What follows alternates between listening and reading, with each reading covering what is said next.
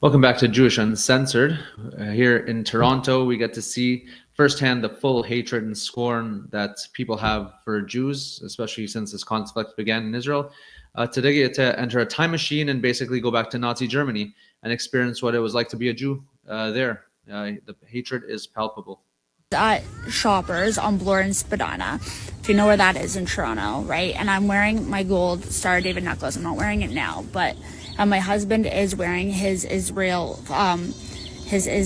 like the State of Israel necklace. And the manager comes up to us, and the manager's name is Mohammed Bulba, something like that. And he literally says, "You're banned from this store."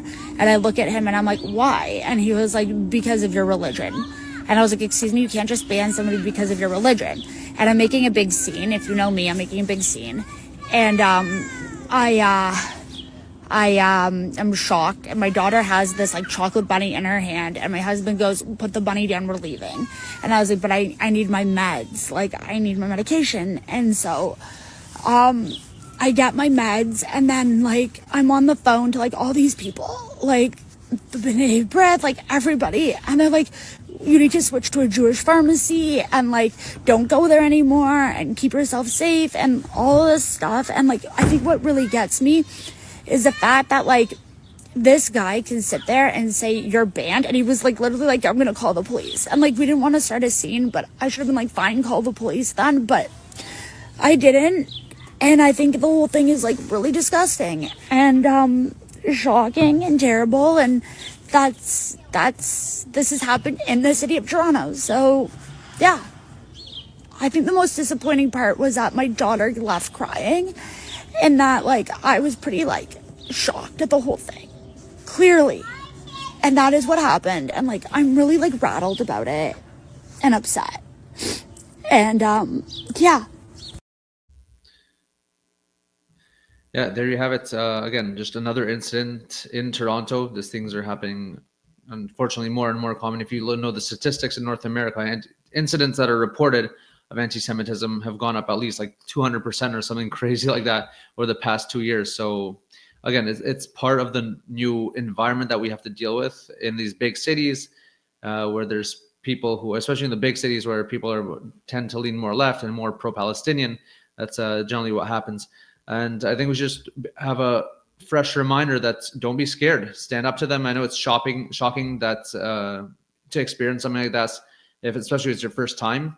But at the end of the day, honestly, we've seen so many incidents. You just have to stand up straight and go face to face with them. Not saying you have to go fight with them, but you can't back down. And the best reaction sometimes is just to laugh at their face, or troll them, or at the very least ignore them.